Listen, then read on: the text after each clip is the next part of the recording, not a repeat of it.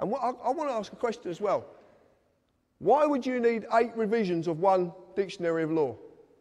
For what possible reason? Why would the words change? But why would they change? A word means something and it never changes. So if it's being changed for a reason.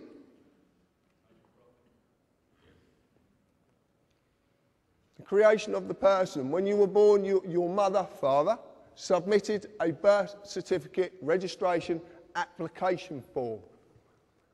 In the formulation of any limited company corporation, there is always a certificate of registration to create its legal personality. Your fictional person, known by Mr., Mrs. or blah, blah, blah, you can see it up there, is created by the same means.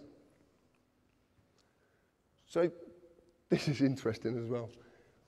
People like, I couldn't believe this when I actually found out, and this comes from Rob Bernard. Do we know who Rob Bernard is? Really? Yeah, good.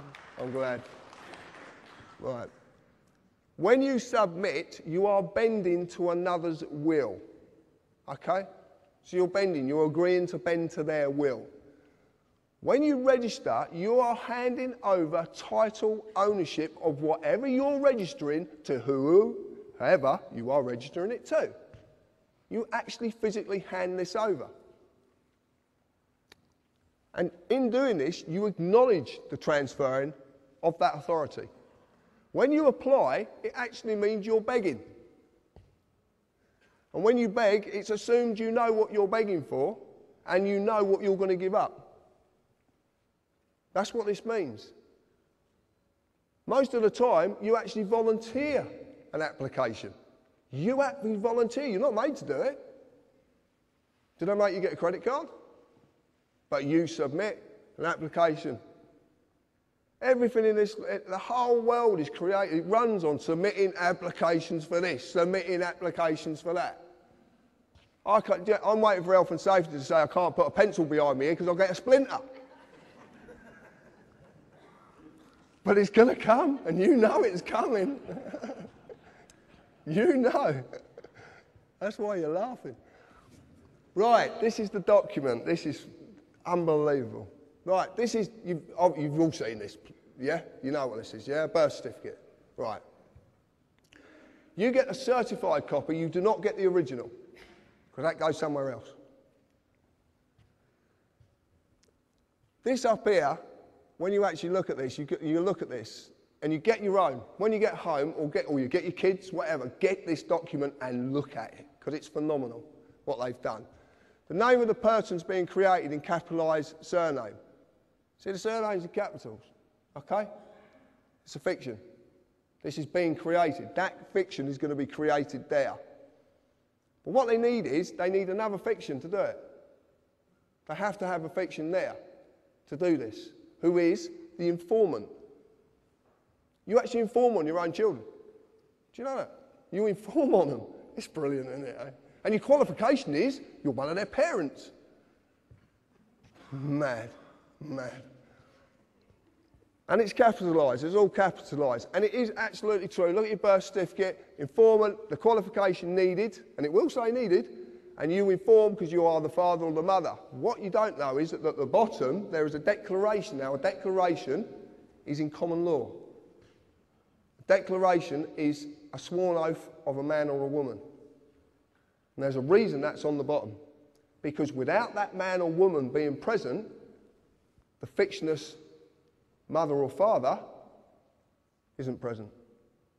Now you're seeing that the person is attached to the human being. But to do this, they need the human being to be there. That's why there's a declaration at the bottom of it. And this, it says it quite simply. You have to be present to represent the person needed to create the new person's legal personality. I know it's a tongue, believe me, it's mind-boggling, but it really is. This is what we found. And it all makes sense. That's the point. This is what I want to tell you about it. And then you register it to a corporation. The General Register Office. Get your birth certificate and lift it up and you'll see GRO. It's a General Register Office. That's who you're registering it to. registration and your children, and this is not funny, this is really, really true, okay? To this day, registration still means the same thing. You hand over or you transfer the legal title to the body you have registered it with. As you have seen, the worst possible way this has been done is by the birth certificate. It's been abused.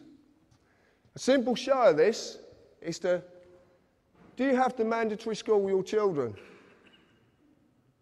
Well, you do. And can you take them on holiday when you want to? No. Because what happens when you take them out at term time? I know people have received £100 fines for taking their kids out at term time, taking them on holiday. And they have to be vaccinated.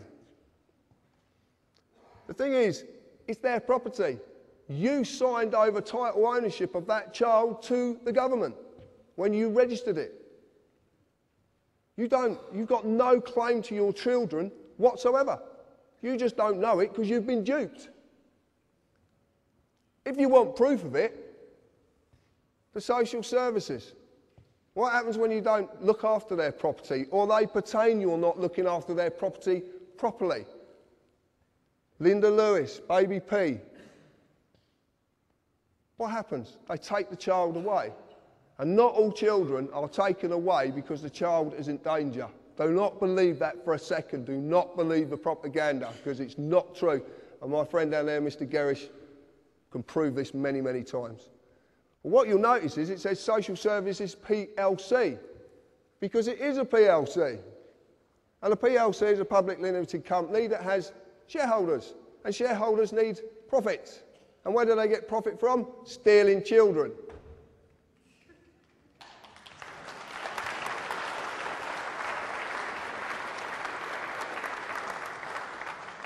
I couldn't believe this when I found it. I was stunned. Brian's been telling me this for 18 months. And I couldn't believe it because I couldn't see any facts, and I only deal with facts. I deal with black and white, right or wrong. There's no in-betweens. Something's right or it's wrong. And this is fact, and it makes sense. I want to prove it as well. Consider this. Could the government lawfully take your car and crush it if you owned it? Right. When you register your vehicle, you hand over the ownership, title ownership of that vehicle to the government. You get a V5 document, and it's the registered keeper. Look on anyone, registered keeper.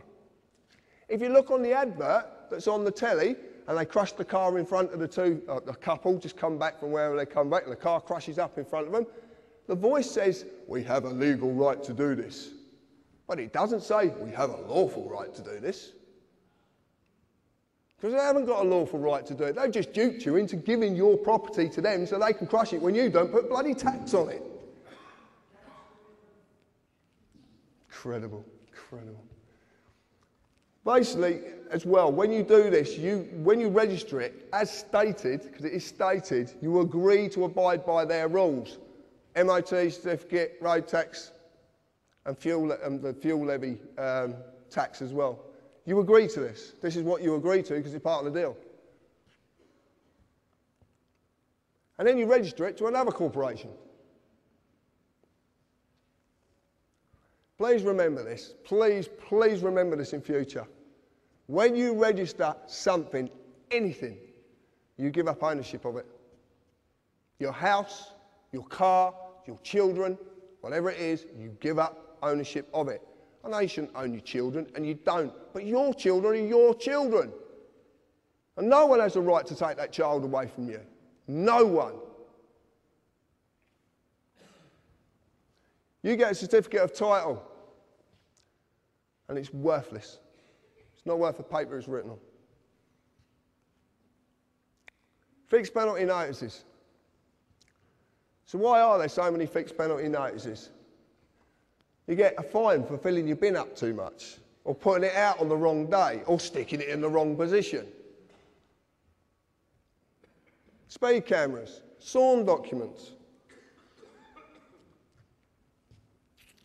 Well, what are these notices in the real world? They've been issued by corporations. And the corporations are dreaming up more and more reasons for penalising you. Penalised by the way of forfeit. Something surrendered subject to surrender as punishment for a breach of contract. These are called adhesion contracts.